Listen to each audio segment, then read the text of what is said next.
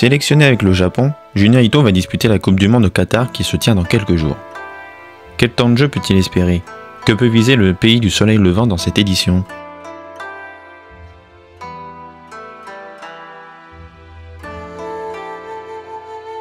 Junya Ito est l'un des piliers offensifs du Japon.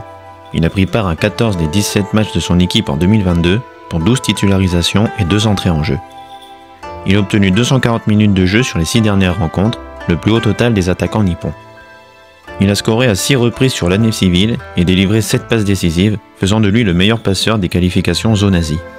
Sa première sélection remonte au 9 décembre 2017 face à la Corée du Nord en match amical, mais il dut patienter jusqu'au 11 septembre 2018 pour inscrire son premier but contre le Costa Rica, un match amical toujours.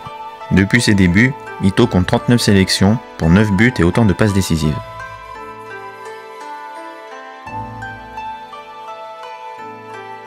Le Japon a terminé premier de son groupe de qualif avec 8 victoires en autant de rencontres.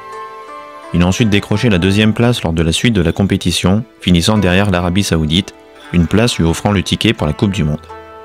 Sur les 6 dernières rencontres disputées, le Japon compte 3 victoires pour 2 défaites et 1 nul.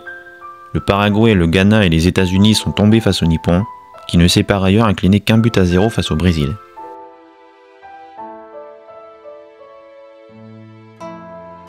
Tombés dans le groupe E en compagnie de l'Espagne, l'Allemagne et du Costa Rica, les Japonais ne partent pas favoris pour une accession au 8e de finale. Les Espagnols, vaincus seulement à 3 reprises depuis le 1er janvier 2021, demi-finalistes du dernier Euro et finalistes de la Ligue des Nations 2021, semblent un cran au-dessus. L'Allemagne, elle, n'est pas dans la forme de sa vie. Une victoire seulement lors des 7 derniers matchs, une défense poreuse et une génération ayant du mal à prendre la relève de ses glorieux prédécesseurs. Si surprise il y a, ce sera probablement là. Le Costa Rica paraît être la plus belle opportunité japonaise d'engranger 3 points, mais attention aux Sud-Américains, tombeurs récemment du Canada et auteurs de bons nuls contre la Corée du Sud et le Mexique.